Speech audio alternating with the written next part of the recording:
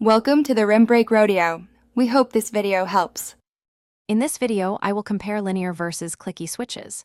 We'll dive deep into the distinct characteristics of both linear and clicky mechanical keyboard switches, specifically those found in the Razer Huntsman Mini.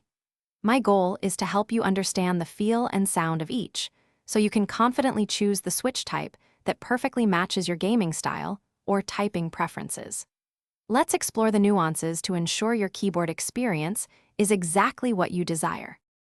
Linear switches provide a remarkably smooth and consistent keystroke from top to bottom, lacking any tactile bump or audible click.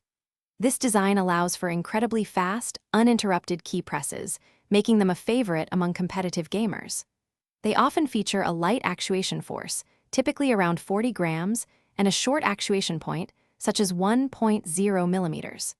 This translates to quick response times and quiet operation, perfect for intense gaming sessions where speed is paramount and distractions are minimal.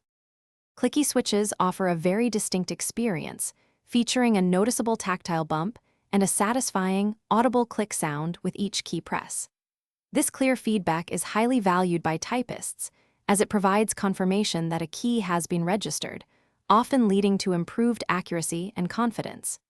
They typically require a slightly higher actuation force, around 50 grams, and have an actuation point of about 1.5 millimeters. If you enjoy a pronounced feel and sound, clicky switches deliver that classic mechanical keyboard experience. So, which switch is better for your Razer Huntsman Mini? If your primary focus is competitive gaming, where every millisecond counts and quiet operation is preferred, linear switches are likely your best bet. However, if you spend more time typing and appreciate the distinct tactile and auditory feedback that confirms each key press, then clicky switches will probably enhance your experience. Ultimately, the better switch comes down to your personal preference and how you intend to use your keyboard most often. Try both if you can. Thanks for watching. Consider subscribing if we helped you.